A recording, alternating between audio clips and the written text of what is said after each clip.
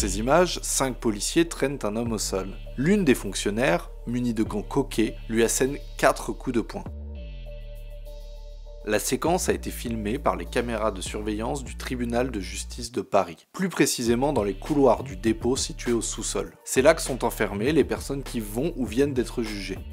Street Press révèle aujourd'hui une nouvelle affaire qui met en cause la police. La préfecture nous a confirmé qu'une enquête était ouverte pour faire toute la lumière sur des violences commises par des fonctionnaires en poste au dépôt du tribunal. Je vous explique. J'ai pu discuter avec une policière de ce service et d'après elle, il ne s'agirait pas de faits isolés. Certains de ses collègues en poste la nuit auraient pris l'habitude de se défouler sur les justiciables. Elle me raconte qu'au début, ils évitaient les caméras. Ils profitaient par exemple de leur passage dans l'ascenseur pour coller des coups. Puis ils auraient en quelque sorte pris confiance, au point de parfois même se lâcher quand ils sont filmés, comme on le voit ici sur les images.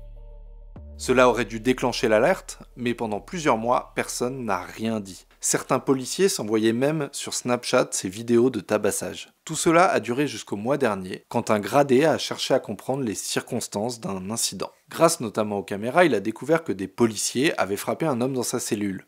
Il a prévenu sa hiérarchie et le parquet a ouvert une enquête. Ce n'est pas la première fois que ce service est mis en cause. En 2020, Street Press révélait des centaines de cas de maltraitance et de racisme au dépôt du tribunal de Paris. Écoutez ce que racontait à l'époque le brigadier chef Ammar Ben Mohamed. Ce qu'on a constaté, c'est ferme ta gueule, va mourir, espèce de sale bougnoule, je donne pas à boire aux négros.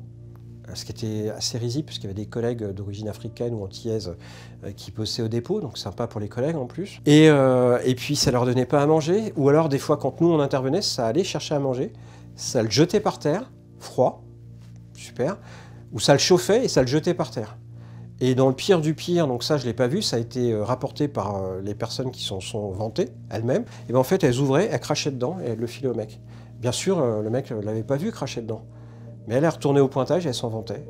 3 ans après, aucun des fonctionnaires mis en cause n'a été condamné. Pire encore, le policier lanceur d'alerte, lui, a été sanctionné par sa hiérarchie. Nous l'avons raconté dans de nombreuses enquêtes. Tous ces articles sont disponibles sur notre site streetpress.com.